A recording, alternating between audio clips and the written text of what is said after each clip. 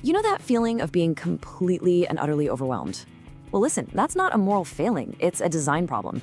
The reason you feel like you're drowning in your to-do list has nothing to do with the list itself. It's because your brain's hardware is hitting its absolute limit. So today, we're gonna break down a really powerful protocol designed to manage that mental chaos, engineer some clarity, and yes, literally double your cognitive processing speed. I mean, just stop and think about it for a second. That email you have to send, the project deadline that's breathing down your neck, that phone call you need to return, what you're gonna make for dinner tonight, every single one of those is an active tab running in your mind's background.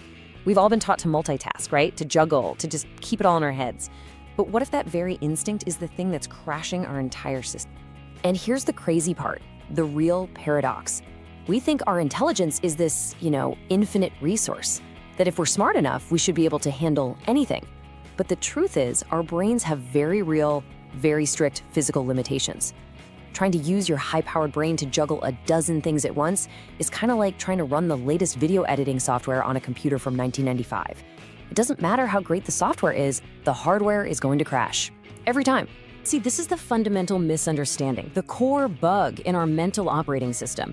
We treat our minds like a hard drive, like this giant storage unit, where we can just keep saving new tasks, new worries, new ideas forever, but that's not how the hardware works. Your brain isn't a storage closet. It's a live processor. Its main job is to compute, to connect ideas, to create, not just to hold information. And when we force it to hold everything, there's no power left to actually think. And get this, that processor is shockingly limited. Cognitive science is crystal clear on this. Our working memory, which is basically our brain's RAM, can only handle about 5 to 7 chunks of information at any one time. That's it. Once you go past that, your prefrontal cortex doesn't just slow down a little bit, it hits a hard metabolic ceiling. Just think of it like your brain's own circuit breaker, flipping itself off to stop a total system meltdown. So how do we work with these limits instead of constantly fighting them? Well, over the next few minutes, we're gonna walk through the whole system. We'll start with the active tabs paradox, then look at your brain's emergency brake. We'll break down the 3-part cognitive load protocol, dive into the neuroscience of why it works so well, learn exactly how to use it starting tomorrow, and finally install a new engineer's mindset for peak performance. All right, first up, the active tabs paradox. Let's really get to the bottom of this mental overload thing and see just how real these physical limits on our cognitive hardware actually are. And look, that is not an exaggeration for effect. This is a neurological reality. When you push past that 5 to 7 item limit, you blow past that metabolic threshold, and your brain literally starts throttling its own performance to prevent a catastrophic failure. The result? A measurable, significant drop in your cognitive function. You know that feeling of just being unable to think clearly when you're stressed? That's not just a feeling, it's a real, quantifiable drop in your available intelligence. And this points us right to the solution. The way forward isn't to just try harder, to grind more, or to wish you had a bigger brain. Nope. The solution is to become a better architect of your own mental system. It's about engineering a workflow that respects your brain's physical limits, and by doing that, you unlock its true potential for high-level, creative, and deeply focused work. Okay, so let's talk about the symptoms, the warning lights flashing on your mental dashboard. This brings us to section 2, your brain's emergency brake, and the hidden physiological cost of keeping all those background apps running 24/7. You know that feeling, brain fog? When you're just staring at a simple email and you feel this weird physical resistance to even starting it? We've been taught to call that laziness or procrastination, but it's not. It's a biological safety mechanism. It's your brain's processor overheating and kicking in an emergency throttling response to prevent a complete shutdown. Your system is simply critically full. There's a scientific term for this state, extraneous load. I want you to think of it like physiological static that just fills your mind when you're trying to hold too many things at once. It's the mental energy you burn simply trying not to forget stuff. It's that constant low-level hum of unfinished business that makes it impossible to hear the signal of the one important task right in front of you. And this static, it consumes a truly insane amount of energy. Some research suggests that when your working memory is totally saturated, up to 90% of your available mental energy is spent just on this extraneous load, just maintaining the data, just trying not to drop any of the plates you're spinning. That leaves this tiny 10% sliver of your cognitive power for the actual work. You're basically trying to run the most important projects of your life with only 10% of your brain online. So how do we fix this? How do we reclaim that massive 90%? Well, that brings us to the core of this whole thing. Section 3, the cognitive load protocol. This is the 3-part engineering solution designed specifically to offload all that mental noise and clear your processor for high-speed work. Okay, the protocol has 3 layers. First up is the bandwidth audit. This is your system purge, and you do it every morning to get every single variable out of your head and onto a page. Second is creating an externalized RAM. This is where you build a super simple external system to act as your brain's secondary hard drive. And third is the load sequencing lock. This is how you overclock your focus.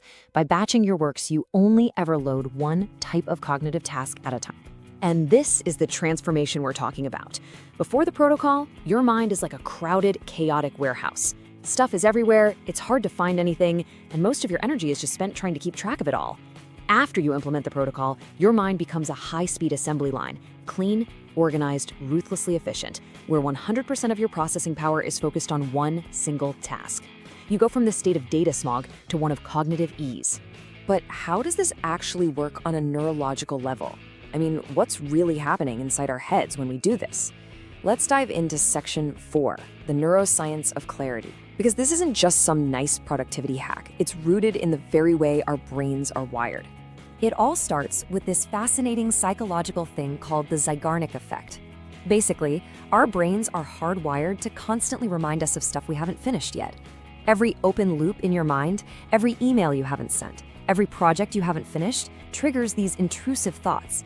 This is the biological source of that static we were talking about. Your brain is literally pestering itself, trying not to drop the ball. So how do you shut it off? It's surprisingly simple.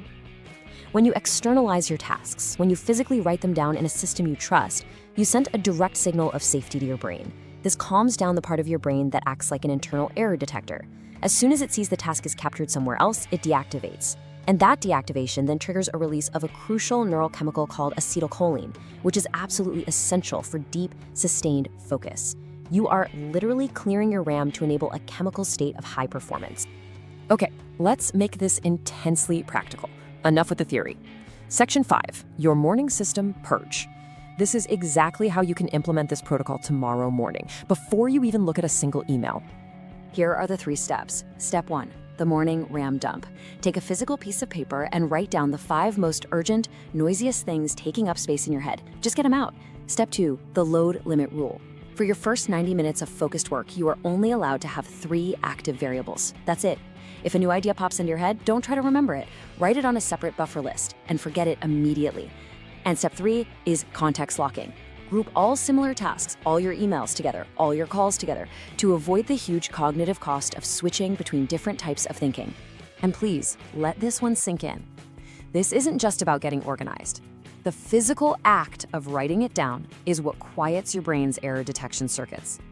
It's the only way to truly signal to your nervous system that the data is safe, that the loop is closed for now, and that it's okay to let go and focus completely.